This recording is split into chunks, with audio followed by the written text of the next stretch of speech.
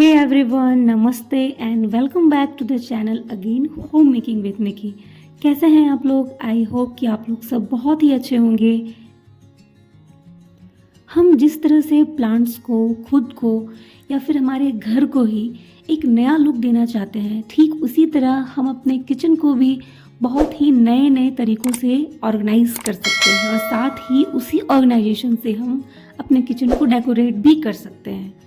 So friends, आज के इस वीडियो में मैं आपके साथ बहुत सारे ऐसे टिप्स शेयर करूंगी जिससे आप अपने किचन के काउंटर टॉप को बहुत ही नए तरीके से ऑर्गेनाइज कर सकेंगे और जो भी चीज़ें मैं ऑर्गेनाइजेशन के लिए यूज़ करूंगी सब कुछ आप घर पे ही बना सकेंगे। तो आज के इस वीडियो में आपको बहुत कुछ हेल्पफुल आइडियाज़ मिल जाएंगे। तो बिना किसी देरी के स्टार्ट कर लेते हैं आज का हमारा बहुत ही इंटरेस्टिंग सा वीडियो।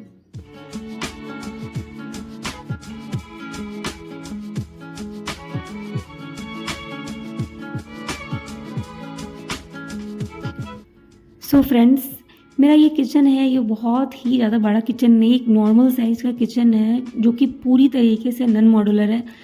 किसी भी तरह की सेल्फ वगैरह कुछ भी नहीं दी गई है। तो मैं इसी में आपको जो मेरा काउंटर टॉप है उसको ऑर्गेनाइज़ करके आपको दिखाऊंगी। तो मैंने पिछले वीडियोस में बहुत सारे ऑर्गेनाइजेशन शेयर किए हैं काउंटर टॉप के, आप चाहे तो उन्हें भी चेकआउट कर सकते हैं। तो मैंने काउंटर टॉप को ऑर्गेनाइज़ करने के लिए एक मेटल रैक परचेज़ किया था मीशो से।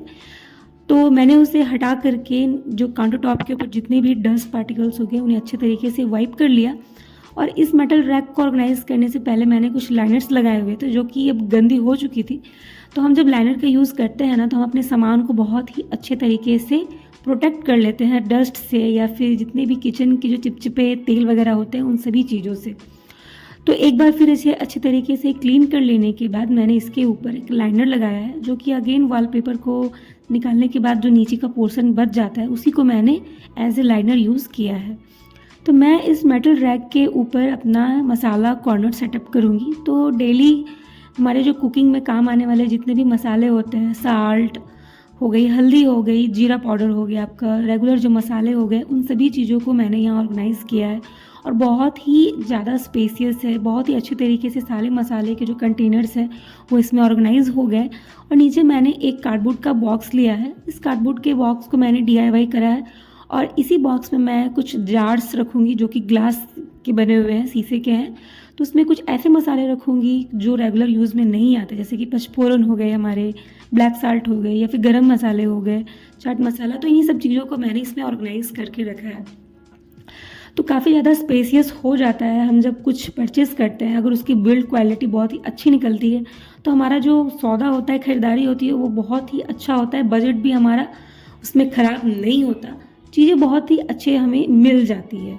तो फॉर्चुनेटली मुझे भी ये चीज़ मिल गई और मुझे भी अच्छा लग रहा है कि चलो किचन को एक नया लुक मिल गया।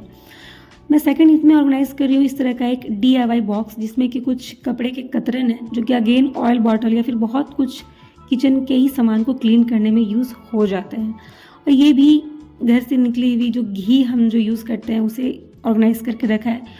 वो रेगुलर पर्पस पे नहीं आती तो मैंने इसे नीचे ऑर्गेनाइज़ करके रखा है।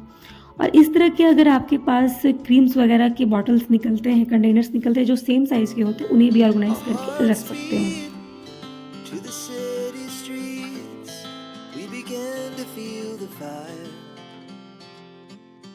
अब चलते हैं अपने सेकंड जो चीज़ है उसे ऑर्गेनाइज़ करने के लिए। मैं इस DIY बॉक्स में ऑर्गेनाइज़ करूँगी जितने भी ऑयल बॉटल्स होंगे, जो भी हमारे स्पैचुलास जो छोटे छोटे से आते हैं ऑयल के साथ काम करने के लिए, जो हमारा काम आसान करते हैं, उन चीज़ों को मैं इस बॉक्स में ऑर्गेनाइज़ करूँगी।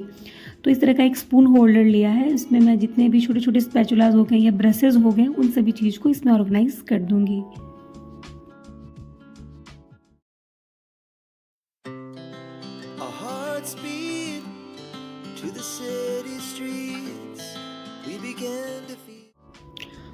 वॉल के ऊपर इस तरह से नेलिंग्स की हुई थी तो मैंने इसके ऊपर एक DIY नोटपैड लगाया है जो कि किचन में बहुत ही मल्टीपर्पज़ काम आता है। हमारे कुछ नोट करने के लिए भी बहुत ही ज़रूरी हो जाता है। अगेन मैंने यहाँ एक सर्विंग ट्रे लिया है जो कि यूज़ में अब नहीं आती। तो इसमें मैं ऑर्गेनाइज़ करूँगी अपने जितने भी स्पैचुलास हो गए या फिर चॉपिंग से रिलेटेड जो भी सामान होंगे उसे।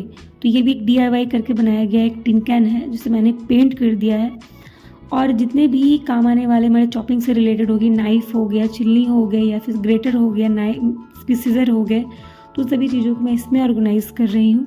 और ये भी एक डीआईवाई करके बनाया था पाउडर के बॉटल को कट करके, तो उसमें मैं कुछ स्पून्स और फोक उनको सेपरेटली ऑर्गेनाइज़ करके रखूँगी ताकि हमारा किचन में काम करना भी आसान हो जाए और जब जिन चीज़ों की ज़रूरत होगी वो भी चीज़ें हमें अवेलेबल हो जाए। और इसे ऑर्गेनाइज़ कर देने के बाद हमारा जो चॉपिंग बोर्ड है उसे मैं पीछे की तरफ ऑर्गेनाइज़ करूँगी, तो जिससे हमारा चॉपिंग से रिलेटेड जितना भी सामान होगा वो सब कुछ हमें एक ही जगह पे मिल जाएगी।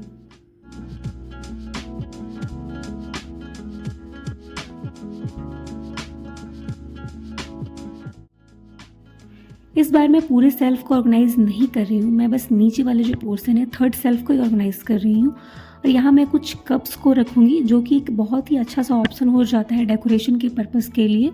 तो कुछ कप्स हमारे डिस्प्ले हो जाएंगे और इस डीआईवाई बॉक्स में मैंने अपने किचन टावल्स को ऑर्गेनाइज़ करके रखा है जो अगेन हैंडी हो जाते हैं, काम करना भी आसान हो जाता है।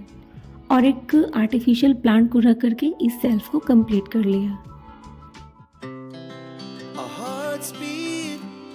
To the city streets, we began to feel the fire. ये एक DIY पॉलीथीन ऑर्गेनाइज़र है जिसे मैंने DIY करके ही बनाया था। तो इसमें पॉलीथीन्स को रखना, निकालना, यूज़ करना बहुत ही ज़्यादा आसान हो जाता है और मुझे ये ऑनलाइन से भी बेस्ट तरीका लगता है कि बहुत ही आसान तरीके से हम इसे बना सकते हैं और यूज़ भी कर सकते हैं।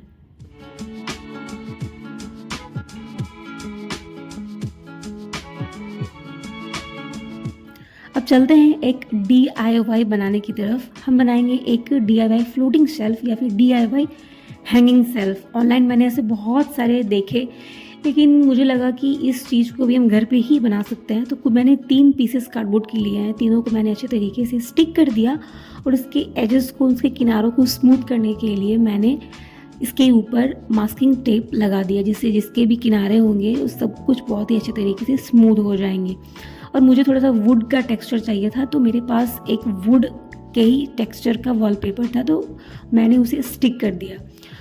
तो हमारा एक बहुत ही ज़ीरो कॉस्ट में एक किचन ऑर्गेनाइज़र या फिर एक डेकोरेशन के पर्पस पे डेकोरेटिव आइटम भी हम तैयार कर सकते हैं। तो मेरा ये वॉलपेपर बहुत ही छोटा था, थोड़ा ही बचा हुआ था, तो इसके ऊपर का पार्ट को मैंने एक गिफ्ट रैपिंग पेपर से कवर कर दिया और चारों तरफ से मैंने सेलो टेप लगा दिया, तो जिससे ये बहुत ही अच्छे तरीके से चिपक गया, प्रोटेक्टेड भी हो गया। अब मैंने इस तरह की डोरी ली और इस डोरी को मैंने बीच में नॉट लगा के दोनों साइड अच्छे तरीके से फंसा दूंगी, जिससे हमारा बहुत ही अच्छा सा एक हैंगिंग सेल्फ रेडी हो जाएगा। अब चलिए देख लेते हैं कि इसका यूज़ मैं कैसे कर रही हूँ। मैंने अपने किचन के पिछले वीडियोस में आपके साथ शेयर किया था कि मेरे किचन में कुछ इस तरह के वायर्स जो दिखते हैं तो नहीं अच्छे लगते, तो उन्हें हाइड करने के लिए मैंने एक डेकोरेटिव पीस बनाया था, एक फ्रेम बनाया था DIY करके। तो अगेन मैंने उसे हटा करके इस तरह का एक फ्लोटिंग शेल्फ बनाया, जिससे मेरी वायर्स बहुत ही अच्छे तरीके से हाइड हो गई और इसके ऊपर हम बहुत सारी चीज़ों को ऑर्गेनाइज कर सकते हैं। जिस तरह से मैंने इससे एक DIY फ़ोटो फ्रेम को रखा, तो हमारा बहुत ही लो बजट में, बोलूँगी कि बिल्कुल ही खर्च ना के बराबर होता है और बहुत ही अच्छे अच्छे तरीके से अपने किचन को भी डेकोरेट कर सकते हैं। तो ये बहुत ही आसान हो जाता है, जब कभी इसका लुक चेंज करना हो तो बस कुछ प्रिंट आउट निकलवा लीजिए, 2 से 4 रुपये लगेंगे और इसके ऊपर स्टिक कर दीजिए। आप एवरी टाइम आप इसे नया लुक दे सकते हैं। आज तक मैंने किचन के ऐसे बहुत सारे ऑर्गेनाइजेशन देखे, लेकिन सब में ही बहुत सारे पैसे लग जाते हैं उनको ऑर्गेनाइज़ करने में। लेकिन मैंने इसे बहुत ही लो बजट में ऑर्गेनाइज़ किया है और आप भी इसे अपने किचन को बहुत ही अच्छे तरीके से ऑर्गेनाइज़ कर सकते हैं।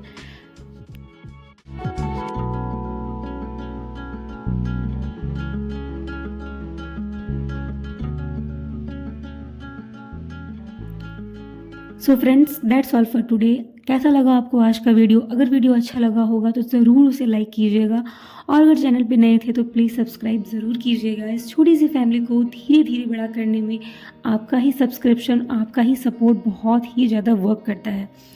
और अच्छा लगा होगा या फिर कुछ सुझाव देना चाहते होंगे अगर, तो ज़रूर कमेंट बॉक्स में मुझे कमेंट कीजिएगा। अच्छा लगेगा कि मैं उस टॉपिक पे भी आपके साथ वीडियो शेयर करूं।